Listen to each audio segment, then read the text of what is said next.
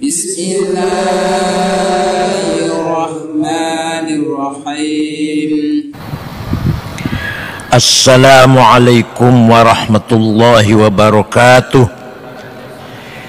Bismillah, alhamdulillah, wassalatu wassalamu ala sayyidina wa maulana Muhammad Rasulillah wa ala alihi wa sahbihi wa man tabi'a sunnatahu wa jama'atah min yaumina hadha ila yaumil ba'th wan nahdah. Ashab al-fadilah, ashab al-samahah, ashab al-ma'ali wa sa'adah, ayul ikhwah wal akhwat, a'azzakumullah bi'izzih wa akramakum bikaramih wa hafidhakum biri'ayatih.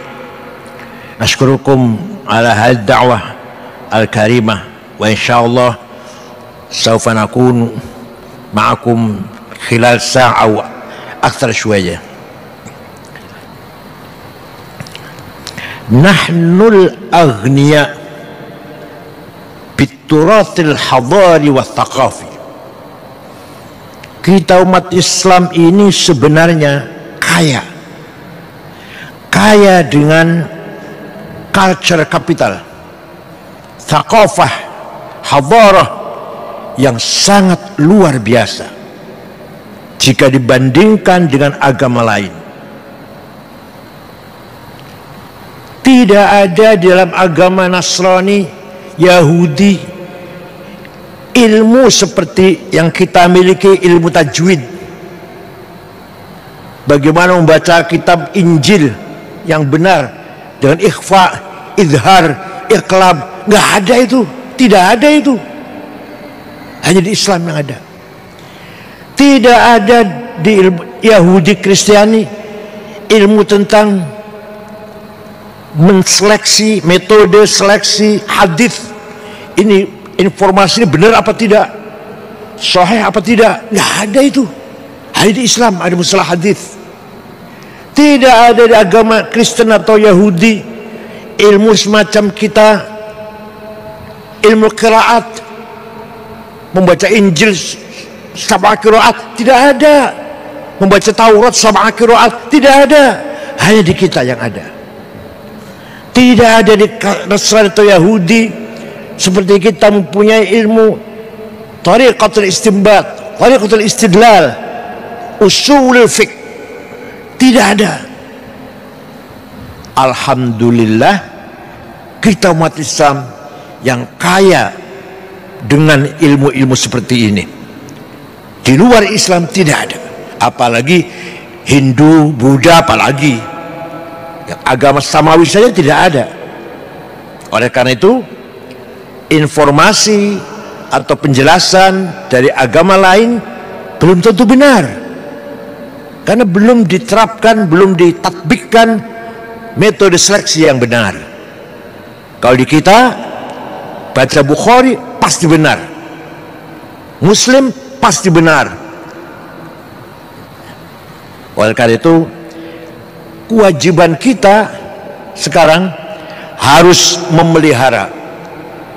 Ngerti ya? Memelihara, ngerti ya? Harus memelihara, mengembangkan, meningkatkan, memperluas ilmu yang telah kita warisi dari ulama salafus saleh.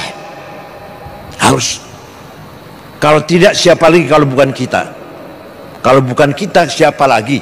Kalau bukan kita yang mengembangkan, menjaga, merawat, memperluas pemahaman-pemahaman hadarah wa thaqafah Islamiyah itu. Langsung saja contoh. Ketika Al-Quran turun zaman Nabi Muhammad SAW, oleh sahabat ditulis tulang, pakai tulang, kulit onta, pelapah korma, belum ada kertas. Itu pun tidak sempurna.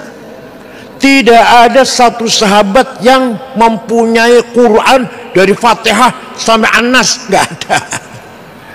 Sahabat A punya surat Yasin, sahabat B punya surat Baqarah, sahabat C punya surat An-Nisa, begitu cara. Tidak ada satu sahabat mempunyai tulisan Quran kamil sempurna, tidak ada. Itu pun tulisannya masih belum sempurna, tulisannya itu belum ada titik, belum ada nuktah dalam huruf itu. Ba, ta, sa, ya, nun sama, jim, ha, kho sama, dal, zal sama, ro, zai sama. Tapi sahabat bisa benar. Kenapa? Karena dihafal, bukan ditulis. Tidak mengandalkan tulisan, tapi mengandalkan hafalan. Para sahabat bisa baca Quran dengan hafalan. Jadi tulisan tidak penting, tulisan itu tidak perlu, tulisan itu tidak muhim, semua hafal. Maka setelah zaman Sayyidina Umar radhiyallahu anhu, Quran ditulis dengan rapih menjadi satu, tapi masih terjadi perpecahan, perbedaan bacaan. Masa Sayyidina Utsman, Khalifah Utsman, Quran disatukan, yang selain Sayyidina Utsman dibakar, yang selain yang disahkan oleh pemerintah dibakar supaya tidak menimbulkan perpecahan. Tulisannya belum bisa dibaca. Saya punya di rumah fotokopi dari Mushaf Utsmani, tidak bisa dibaca, tidak ada titik, tidak ada. Nah, ada seorang ulama tabi'in yang bernama Imam Abul Aswad Ad-Du'ali. Pada tahun 59 beliau wad'un nuqat 'alal huruf, menggagas ide menyempurnakan tulisan Arab. Ba kasih titik di bawah satu, ta titik dua, sa titik tiga, gitu ya. Jim titik satu di tengah, ha non titik, kho di atas. Itu yang menggagas, yang menciptakan, mengembangkan tulisan Arab dengan titik itu Abul Aswad Ad-Du'ali. Beliau wafat tahun 62 Hijriah. Sudah ada titik, masih banyak setelah Islam berkembang di luar Jazirah Arabia, masih banyak orang yang tidak mampu, tidak bisa baca Quran, tidak boleh baca Quran walaupun sudah ada titik. Maka ada seorang imam yang bernama Imam Khalil bin Ahmad Al-Farahidi, wafat tahun 175 Hijriah, membikin askal fathah, dhammah, kasrah, fathaten, dhammaten, kasroten, syiddah, sukun. Itu yang bikin namanya Imam Khalil bin Ahmad Al-Farahidi.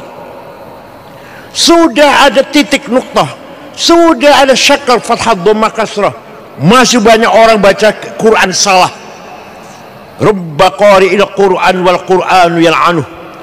Banyak sekali orang baca Quran tapi mendapatkan laknat dari Quran karena bacanya tidak benar. Maka ada seorang ulama berjasa besar, jazahullah khairan al umat Islamiyah. Siapa namanya? Imam Abu Ubaid Qasim bin Salam, yang menggagas ilmu tajwid tilawatil Quran. Beliau wafat tahun 224 Hijriah. Baru kita baca Quran enak tuh, kita baca Quran senang itu sudah. Ada titik, ada harokat, ada tajwid, iqlab, ikhfa, qalqalah, mad lazim, mad jaiz, idhar, idgham. Baru tahun 224 ada itu. Bisa diterima ya? Bisa dipahami saya. Jadi ulama kita berjasa besar, berperan besar membangun thaqafah wal hadarah al-islamiyah. Penggagas, penemu, wadih, bukan hanya ikut-ikutan, bukan. Penggagas, penemu, pencipta. Abul Aswad Du'ali menciptakan titik, Khalil bin Ahmad Al-Farahidi menciptakan syakal, Abu Ubaid menciptakan ilmu tajwid. Dah. Contoh lagi, ketika banyak hadis palsu,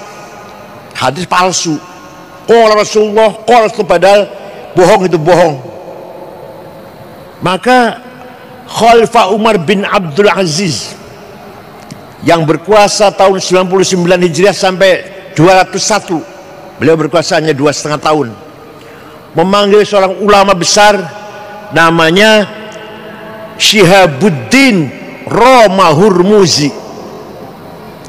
Syekh, saya prihatin, saya prihatin, ini banyak hadis palsu Syekh.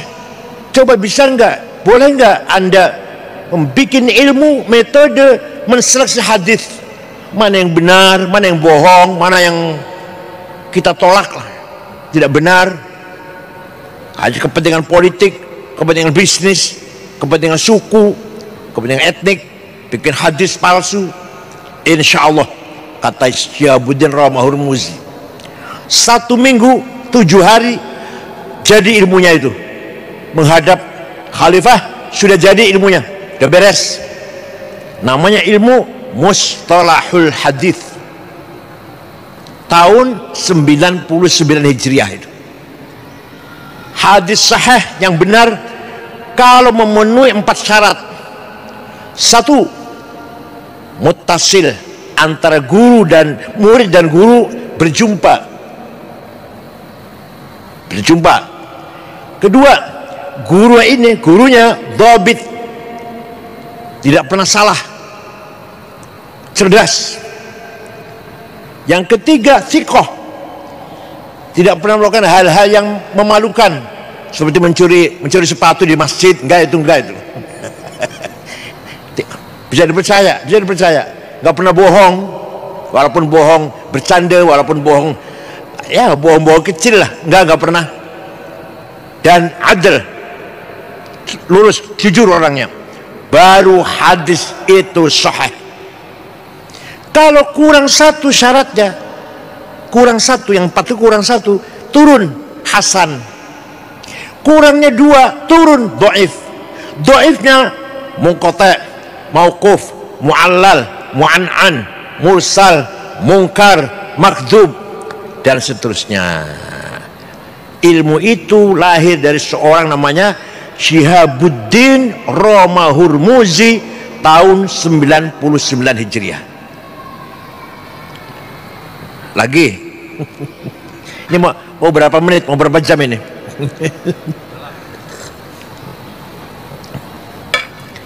Ada orang baca Quran salah. Annallaha bari'um minal musyrikin wa rasulih. Allah tidak melindungi orang musyrik dan tidak melindungi Rasulullah. Salah. Yang benar, annallaha bari'um minal musyrikin wa rasulah. Sesungguhnya Allah tidak melindungi orang musyrik dan Rasulullah pun tidak melindungi orang musyrik. Bacanya wa rasulah. Kalau wa rasulih, Allah tidak melindungi orang musyrik dan tidak melindungi Rasulullah.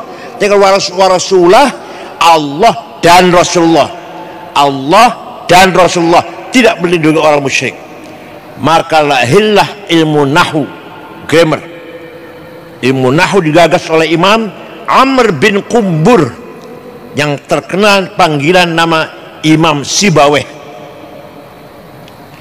Menulis kitab namanya Alkitab. 5 volume, 5 jilid. Itu Alkitab fi ilmi. Pertama kali ada ilmu nahwu. Ya Allah. Dah. Ilmu balaghah. Seorang ulama meneliti keutamaan, kebaikan bahasa Al-Quran dari sisi makna, dari sisi penjelasan, metode penjelasan, dari sisi keindahan. Lahirlah ilmu balaghah, ilmu ma'ani, ilmu bayan, ilmu badi'. Maka disebut ilmu balaghah. Siapa itu orangnya?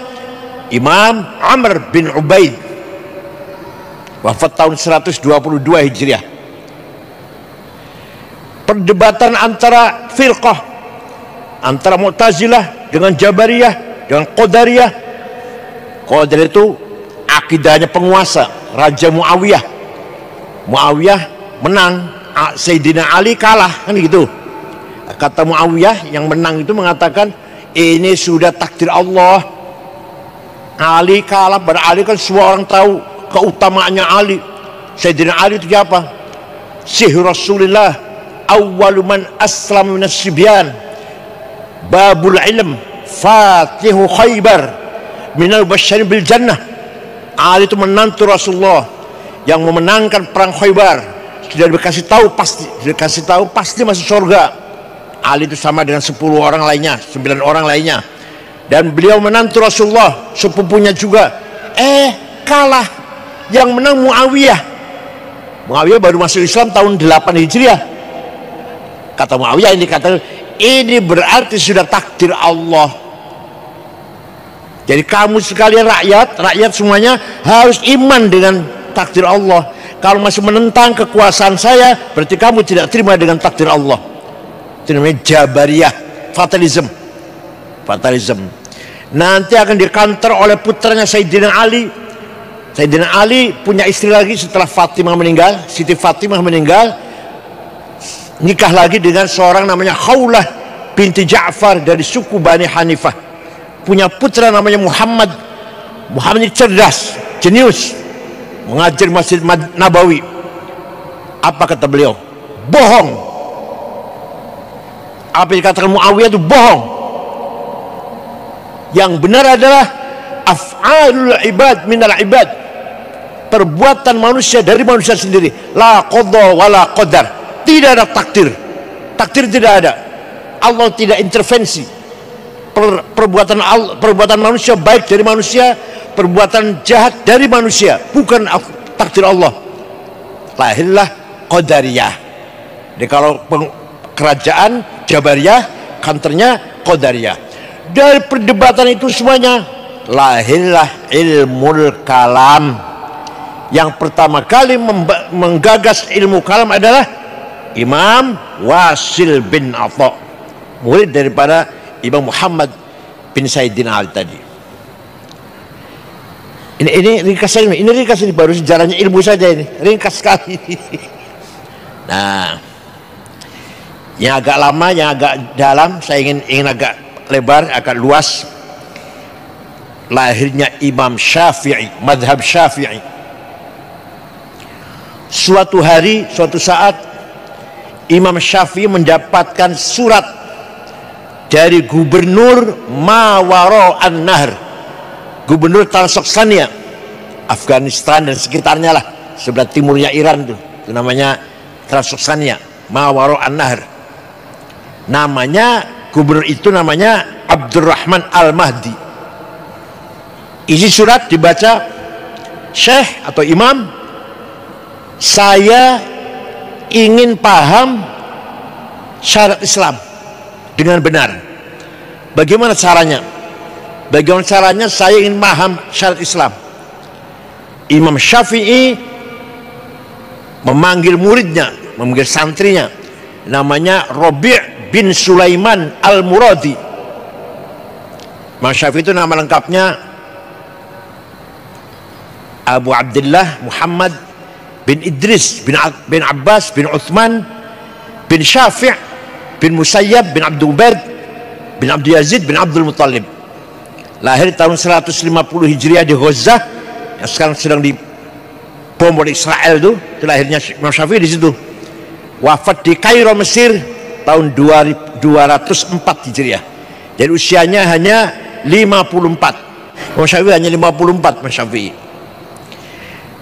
Kata gubernur, Syekh, bagaimana cara memahami syariat Islam yang benar? Imam Syafi'i memanggil muridnya namanya Rabi' bin Sulaiman Al-Muradi. Sini, Rabi', ta'al. Naktub ar-risalah. Ayo kita tulis surat membalas pertanyaan gubernur. Imam Syafi'i imla, Rabi' menulis. Suratnya Imam Syafi'i berjumlah 300 page, 300 sahifah. Itu surat itu. Maka namanya kitabnya adalah Ar-Risalah dari Imam Syafi'i. Ya surat, memang surat. Sekarang menjadi kitab Ar-Risalah. Sekitar 300 page. Isinya bagaimana isinya? Ringkas saja nih, kalau panjang lebar 2 tahun. Gubernur, kalau Anda ingin paham syariat Islam, pertama harus paham tipe-tipe ayat Al-Quran. Ayat Al-Quran itu tidak satu tipe, tapi bermacam-macam tipe. Ada ayat muhkamah, Qul huwallahu ahad. Allah itu satu, udah. Tidak usah ditafsir, tidak usah ditakwil, sudah jelas. Qul huwallahu ahad, muhkamah. Ada ayat yang mutasyabihah, tidak jelas, remang-remang. Udah sini apa? Remang-remang lah, gak jelas. Apa contohnya? Aula mastubun nisa. Orang punya wudu, suami punya wudu, sentuhan dengan istri batal. Lah sentuhan itu apa? Apa sentuhan itu? Kalau kata Imam Syafi'i, sentuhan syahwat atau tidak syahwat, sengaja atau tidak sengaja, batal. Kakek-kakek dan nenek-nenek senggolan, wudunya batal walaupun gak syahwat, gak sengaja. Kata Imam Malik, kalau syahwat batal, kalau nggak syahwat tidak batal. Kalau kata Imam Ahmad, kalau saling memeluk batal. Kalau tidak batal. Kata Imam Abu Hanifah, suami istri punya wudu, ciuman sengaja syahwat tidak batal, kecuali yang satu. Kalau satu baru batal, kan satu. Ngerti yang satu kan? Ngerti kan yang satu? Kecuali yang satu, kalau satu batal. Kalau aja ciuman aja nggak batal. Itu Imam Hanafi. Ini namanya ayat apa namanya? Mutasyabihah. Apa namanya? Mutasyabihah. Beda dengan lain dengan qul huwallahu ahad, muhkamah. Ada ayat Quran mutlaqah, absolut. Ati'ullah wa ati'ur rasul. Harus taat pada Allah, harus taat pada Rasulullah. Mutlak, absolut. Wa ulil amri minkum, harus taat pada pemerintah. Muqayyadah, tidak mutlak. Harus taat pada pemerintah, pada penguasa, pada raja, kalau pemerintahnya baik. Kalau tidak baik jangan ditaatin. Namanya muqayyadah namanya. Kalau taat pada Allah, pada Rasulullah, mutlaqah. Kalau pada pemerintah, muqayyadah. Ada ayat bentuknya sama, perintah, tapi ada perintah umum, ada perintah khusus, ada ammah, ada khassah. Perintah umum, aqimus shalah, wajib salat. Siapa saja, kapan saja, di mana saja. Yang kaya, yang miskin, yang berilmu, yang bodoh, semua wajib salat lima kali. Ada lagi bentuknya sama, tapi gak wajib seluruhnya. Kadang-kadang wajibnya apa? Perang fi sabilillah. Kapan itu wajibnya itu? Kalau sedang perang. Kalau lagi aman masa ngebom? Lagi begini aman nih, bom gitu. Lagi damai dengan non muslim, kita bom gitu gerejanya. Gak boleh. Kalau sedang perang, kita harus perang. Walladzina hajaru wa khuju min jarihim wa udhu fi sabili wa qatalu wa qutilu. Kalau kita orang Islam disakiti, diperangi maksudnya, itu baru wa qatilu wa qutilu, baru kita maju perang dengan mereka ini. Kalau sedang aman-aman saja, damai-damai saja, tidak boleh perang. Ini namanya amar khassah. Ada lagi hakiki dan majazi. Hakiki realistis, majazi metaforis. Yadullah fauqa aidihim, tangan Allah di atas tangan orang kafir. Bukan tangan Allah, nggak punya tangan. Kekuasaannya qudratullah. Apalagi waja'a rabbuka wal malaku soffan soffa. Nanti di akhirat, di mahsyar, malaikat berbaris. Waja'a rabbuka, Tuhan datang. Bukan yang datang bukan Tuhan, perintahnya. Wajah amrobik. Masa Tuhan datang periksa barisan? Komandan tentara apa? Komandan army apa? Dia harus tahu, namanya majaz, metafor. Ar-Rahmanu 'alal 'arsy istawa. Allah duduk di aras singgasana. Bukan duduk, bukan menguasai dari aras sampai ke ujung alam. Itu namanya majaz. Ada ayat nasikhah yang mendelit, mansukhah yang didelit. Ini namanya usul fiqh namanya. Kata siapa ini? Ini kata siapa ini? Kata Imam Syafi'i dalam suratnya pada Gubernur Abdurrahman Al-Mahdi. Sudah paham Al-Quran dengan segala macam-macam itu belum cukup. Kalau ente mau paham syariat Islam belum cukup. Apa? Harus paham hadis. Kenapa? Karena di Quran sangat global. Contoh, aqimus sholah 62 kali perintah sholat. Aqimus sholah, aqamus sholah, aqimus sholah, yuqimunas sholah. Tapi tidak ada penjelasan, keterangan berapa kali sholat sehari semalam. Namanya sholat itu apa? Ada nggak? Ada nggak? Di Quran ada nggak? Sholat itu 5 kali. Namanya zuhur, asar, maghrib, isya, fajar. Ada? Ada nggak? Kalau yang bilang ada nggak pernah baca Quran nih. Kalau yang bilang ada berarti tidak pernah baca Quran. Ada tidak? Tidak ada. Adanya di hadis. Coba, sholat begitu penting, rukun Islam. Tapi di Quran tidak dijelaskan berapa kali, namanya apa, enggak ada. Di hadis ada, furidat alaikum khamsu maktubat, az-zuhr wal asr wal maghrib wal isya wal fajr. Hadis bukan Quran. Coba kalau kita tidak mau hadis, nggak tahu berapa kali sholat, nggak akan tahu berapa kali sholat, nggak akan tahu namanya sholat. Kalau hanya pegang Quran saja, kalau hanya berdasarkan Quran saja. Harus hadis. Hadis pun macam-macam. Ada mutawatir. Marwahu jam'un an jam'in la yuhtamil fil kidb wal khata'. Rawinya umat dari umat yang tidak mungkin salah, tidak mungkin bohong. Nomor 2 masyhur, terkenal. Nomor 3 aziz, baik. Nomor 4 ahad, individual. Ya, gitu aja ya.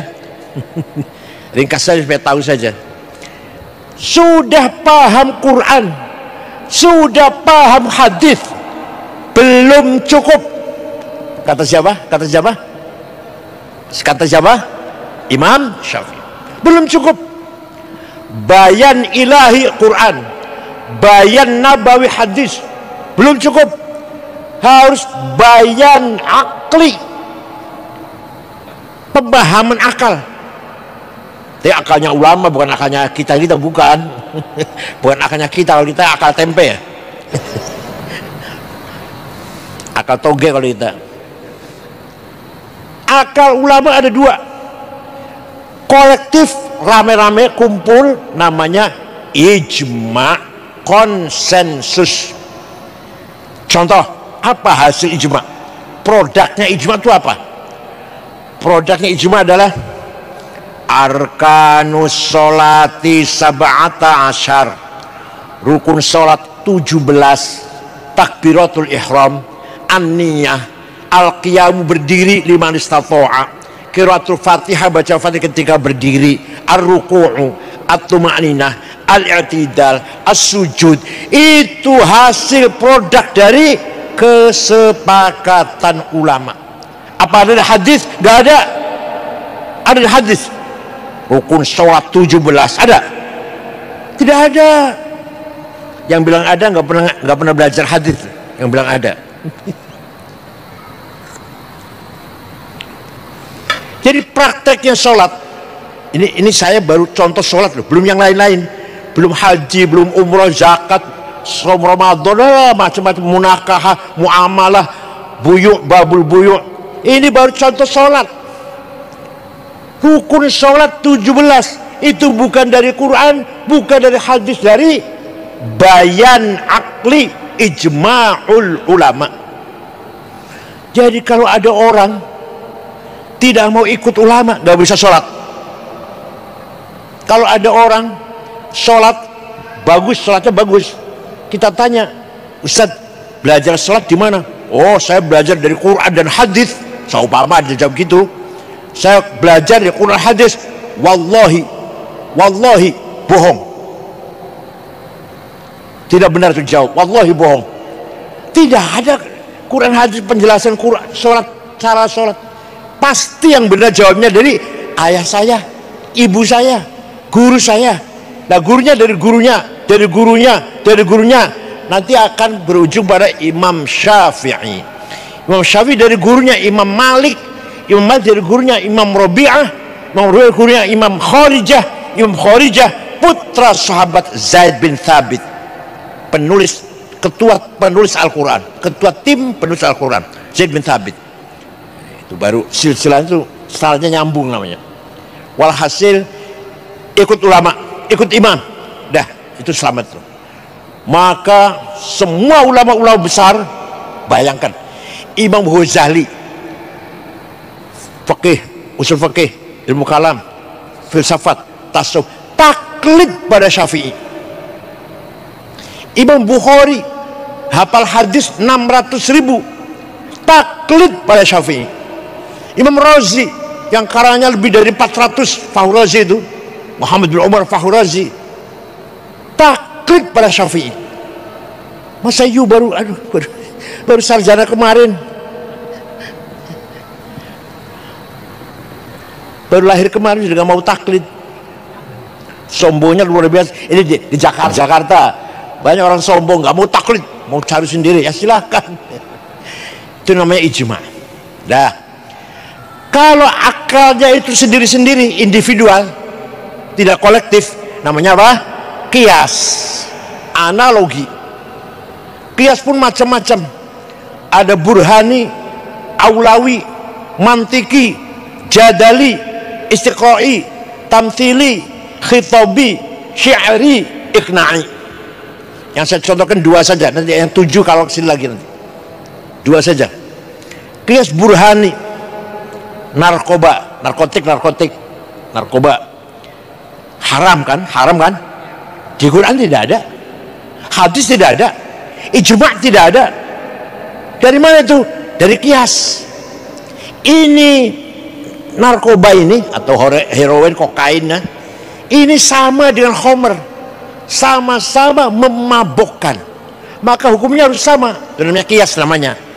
Hadza muskirun, namanya premis minor, muqaddimah sughra.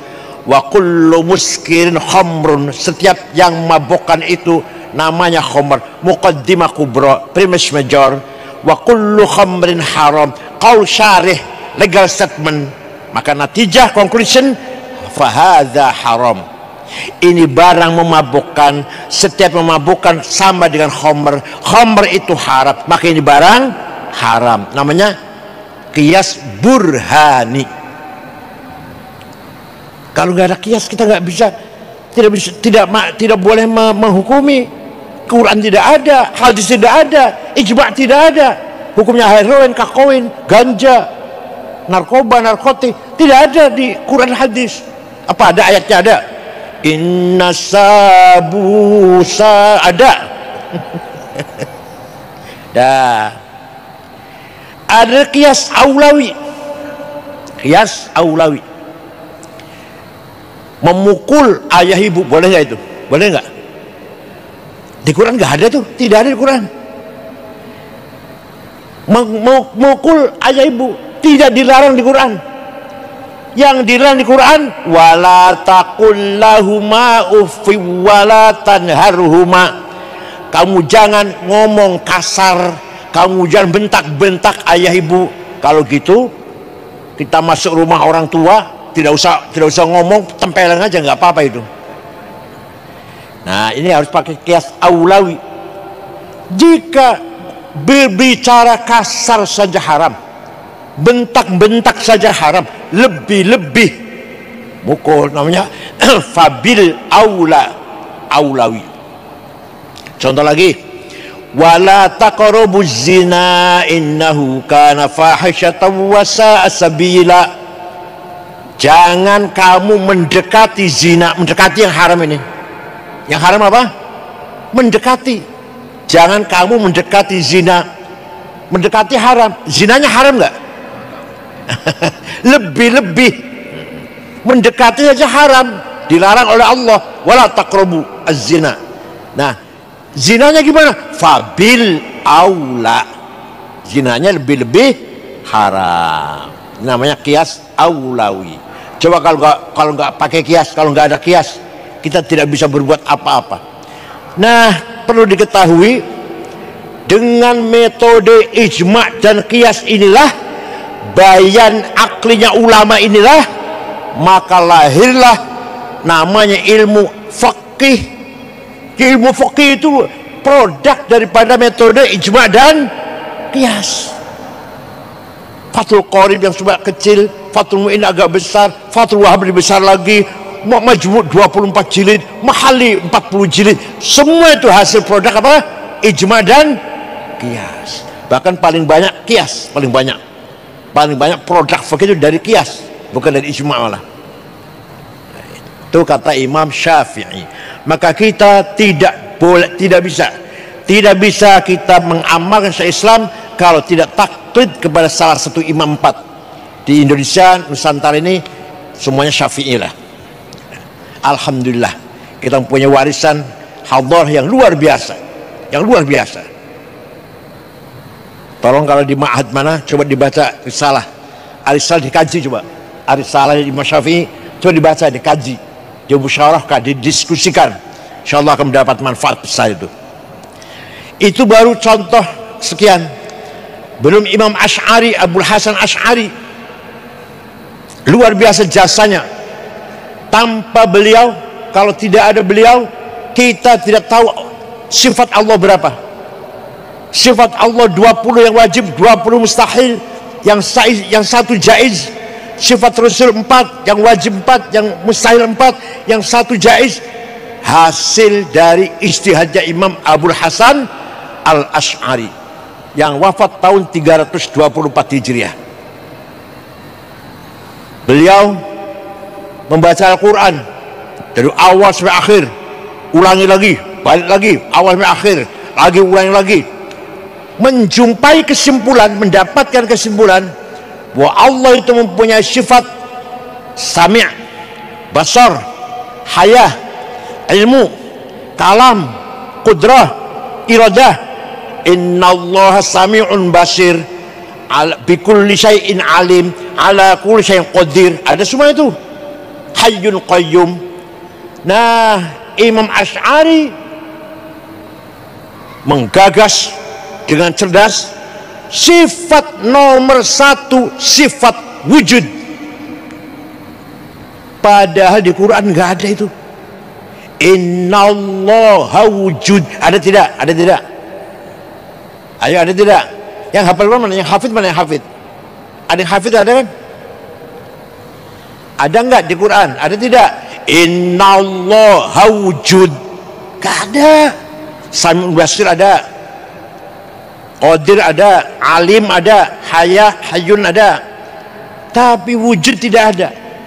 Imam Asy'ari mengatakan sifat Allah nomor 1, first number, sifat wujud.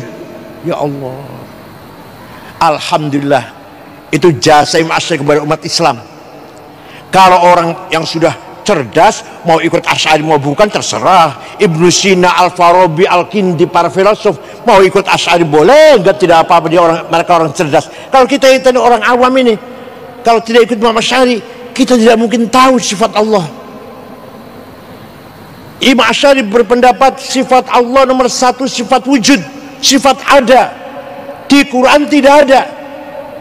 Kenapa? Karena menurut beliau sesungguhnya kita ini tidak ada. Hakikatnya kita ini tidak ada. Tapi kita ini diadakan oleh yang ada. Yang ada sebelum lapal ada, itu ada, sudah ada. Bahkan kita menggunakan kata ada karena ada yang ada, kita menggunakan kata tidak ada karena ada yang ada. Maka yang ada hanyalah yang ada, yaitu Allah. Contoh atau bukti, ada pronoun ana aku, anta engkau, huwa dia. Silahkan dipakai, silahkan dipakai. Ana Said, ana Khalid, ana Abdurrahman, ana Abu Bakar, ana Zainab, ana Maryam, anta Khalid, anta Abu Bakar, anta Hasan, anta Husain, anta Zainab, Maryam, dia Khalid, huwa Khalid, Maryam, Abu Bakar, dan seterusnya. Nanti akan mati semua. Mati semua enggak? Akan mati. Tinggal aku satu yang tidak mati. La ilaha illa ana fa'budni. Tidak ada Tuhan kecuali aku. Aku Tuhan loh. Aku Tuhan, aneh Tuhan. Bukan aku Ahmad, bukan aku Abu Bakar, bukan aku Hasan, bukan aku Khalid, bukan. Aku Allah. Tidak ada Tuhan kecuali aku. Itu artinya la ana illa ana, la wujuda illa ana. Tidak ada aku kecuali aku. La ana illa ana, tidak ada aku kecuali aku. Aku tidak ada semua, tinggal aku Allah. Begitu pula engkau, mati semua, tinggal satu engkau yang tidak mati, Allah. La ilaha illa anta subhanaka inni kuntu minadh dhalimin. Tidak Tuhan kecuali engkau. Engkau itu Allah, bukan engkau Ahmad, bukan engkau Khalid, bukan engkau Hasan, bukan. Engkau Allah. Artinya la wujuda illa anta. Artinya la anta illa anta. Tidak engkau kecuali engkau. Begitu pula huwa dia. Mati semua ini seorang, tinggal huwa Allah yang tidak mati. La ilaha illa huwal hayyul qayyum. Tidak ada Tuhan kecuali dia. Artinya tidak ada yang wujud kecuali dia. Artinya tidak ada dia kecuali dia. Jadi ana, anta, huwa hakikatnya adalah Allah. Kita menggunakan pinjam. Aku Said, pinjam itu. Engkau Hasan, pinjam itu. Berapa tahun pinjamnya? Mau berapa tahun pinjamnya? Jawab, mau berapa tahun pinjamnya? 100. Jawabnya yang benar, jawabnya yang benar. Terserah yang meminjami. Terserah yang meminjami. Yang punya hak. Ana, anta, huwa. Kita nggak bisa mengatakan 100 tahun, 80 tahun. Terserah yang meminjam, yang punya. Yang mempunyai ana, anta, huwa. Ini yang saya terangkan semuanya adalah turas hadari, turas thaqafi yang sangat luar biasa, yang tidak dimiliki oleh agama lain. Silakan tanya pada agama lain. Yang namanya hukum waris di agama lain nggak ada. Tidak ada hukum waris di agama lain. Ada di Islam hukum waris itu. Agama lain tidak ada itu. Ya Allah. Oleh karena itu kita bersyukur kita mempunyai perangkat atau mempunyai khazanah yang luar biasa dari salaf leluhur kita. Mari kita jaga, kita perjuangkan, kita perluas, kita kembangkan. Ya. Untuk ulama Nusantara, saya kira semua sama, karena sama-sama mazhab Syafi'i. Apalagi yang keluaran Mekah, yang dulu mukim di Mekah, sama pada akhirnya. Ahmad Khotib Minangkabau, Ahmad Khotib Sambas, Mahfud Termas, Nawawi Banten, lagi Abdus Somad Palembang. Nanti ketemu, jumpa dengan ulama-ulama semuanya dari Nusantara ketika belajar di Mekah. Sama-sama khalfiyat, background, sama-sama asasiyat, prinsip, sama-sama ghoyat, gul atau cita-cita atau kemauan, sama ingin menyebarkan Islam yang tawassut, Islam moderat, Islam berrahmatan alamin, yang anti ekstremisme, anti fanatisme, dan anti radikalisme. Mereka yang menggunakan kekerasan atas nama Islam, orang yang paling zalim. Orang paling zalim adalah orang yang dengan mengatasnamakan agama membunuh, membakar, ngebom, bom bunuh diri. Itu orang yang paling zalim. Wa man azlamu mimman iftara 'ala Allahil kadhiba wa huwa yad'a ila Islam. mengatasnamakan Islam, membunuh semau-maunya, ngebom semau-maunya. Maka kita sayangkan apa yang terjadi di Afghanistan, apa yang terjadi di Irak, di Suriah sampai sekarang, di Libya. Bangsa Arab sedang kacau, sesama Islam saling membunuh. Afghanistan sudah 40 tahun sesama ahli sunnah, madhabnya Hanafi, akidahnya Maturidi, tarekat Naqsyabandiyah, terdiri dari 7 etnik, tapi perang saudara sudah 40 tahun. Presidennya Burhanuddin Rabbani hafal Quran, dibunuh, kafir katanya, antek Amerika. Ada perempuan nyanyi ya, dibunuh. Karena apa? Perempuan nyanyi haram. Oh, jadi nyanyi haram, membunuh tidak haram. Bom di mana-mana, di jalan, di pasar, di toko, di kantor, di office, di masjid. Lagi Maulid Nabi dibom, lagi Jumat dibom. Itu namanya Jamaat Takfiri wal Hijrah yang didirikan oleh Mustafa Syukri Ahmad Mustafa dari Mesir tahun 69, yang membunuh Presiden Muhammad Anwar Sadat, membunuh Menteri Agama Husain Az-Zahabi, Menteri Agama Mesir, dan membunuh wartawan senior Yusuf As-Sibai. Dikejar, mau ditangkap, yang ketangkap dibunuh oleh pemerintah Husni Mubarak, yang masih lepas sampai Afghanistan. Namanya Ayman Al-Zawahiri, jumpa dengan orang Saudi namanya Usama bin Laden, akhirnya mendirikan Al-Qaeda, kemudian mendirikan ISIS dan seterusnya. Al-Qaeda masih agak mending, suka sekali-kali nyerang NATO, nyerang konvoi tentara Amerika, dibom. Kalau ISIS tidak pernah. ISIS selamanya yang disasar sesama orang Islam. Dan ISIS yang didirikan namanya Mus'ab Zarqawi, anak Jordan, umur 22 tahun, tinggal di Israel, di Tel Aviv. Itu ISIS namanya Mus'ab Zarqawi. Jadi 100% ISIS itu made in Israel. Itu semua tidak dibenarkan oleh Islam. Tidak dibenarkan oleh Islam. Al-muslim man salima akhuhu min yadihi wa lisanih. Orang Islam orang yang menjamin keselamatan tetangganya, temannya, sahabatnya. Tetangganya tenang, punya teman si Ahmad ini, yang Islam ini. Kalau tetangganya resah, tidak tenang, berarti kita bukan orang Islam. Al-muslim man salima akhuhu min yadihi wa lisanih.